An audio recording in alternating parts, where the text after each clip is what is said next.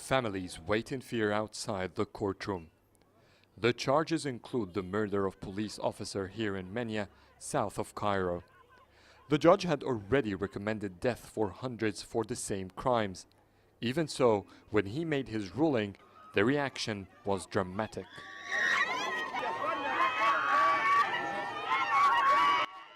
Sitting on the floor, yelling, loosening their scarves and hitting their faces.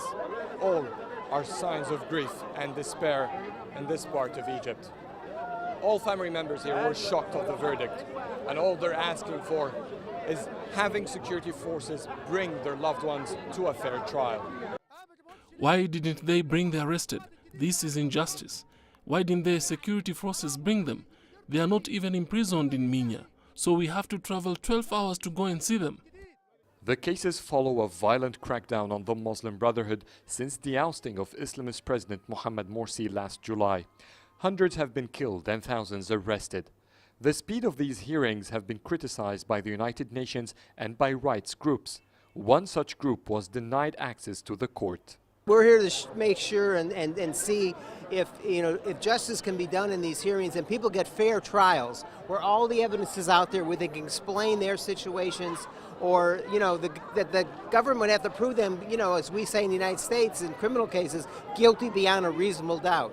So you have to show evidence. And it sounds to me like if you can convict one person, 500 people or more of injuring or killing one policeman, it's ridiculous. A defense lawyer, though, was more pragmatic.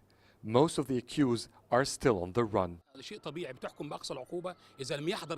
It's normal. The court would rule with maximum sentence if the defendants or the lawyers didn't attend the trial. So it ruled with death. This is in absentia. We will appeal and the death verdict will not be implemented.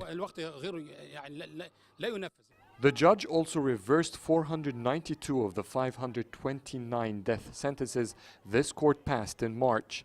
Most were commuted to life in prison, and all can appeal.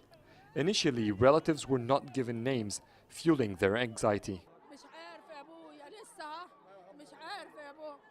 I don't care which sentence he got. They are all ugly. I have 2 younger sons and rent to pay. He used to support us.